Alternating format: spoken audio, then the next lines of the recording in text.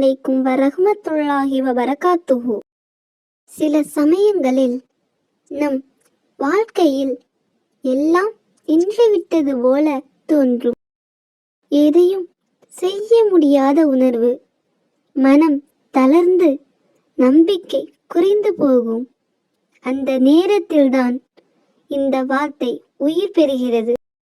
அல்லாஹ்வின் உதவி இல்லாமல் நமக்கு எந்த வலிமையும் இல்லை என்று உணர்வது, அதுவே உண்மையான ஈமான். நபி ஸல்லல்லாஹு அலைஹி வஸல்லம் அவர்கள் சொன்னார்கள், இது சொர்க்கத்தின் பொக்கிஷங்களில் ஒன்றாகும்.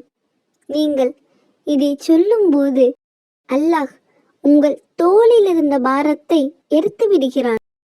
இந்த திக்ர் சொல்வது ஒரு வார்த்தை சொல்வது போல் இல்லை. அது ஒரு உணர்வு. நான் ஒன்றும் இல்லை, ஆனால் என் பக்கத்தில் அல்லாஹ் இருக்கிறான் என்ற நம்பிக்கை. நீங்கள் கவலைப்படுகிறீர்களா? ஒரு பிரச்சனைக்கு வழி தெரியவில்லையா? இதை மெதுவாக சொல்லி பாருங்கள்.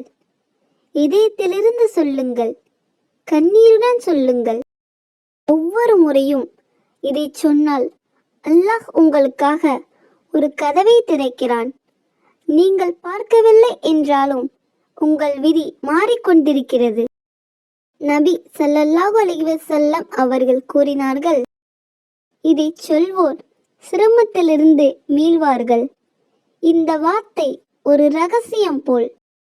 அதை கற்றுக்கொள்ளும் இதயம்தான் உண்மையான சக்தி பெறும்.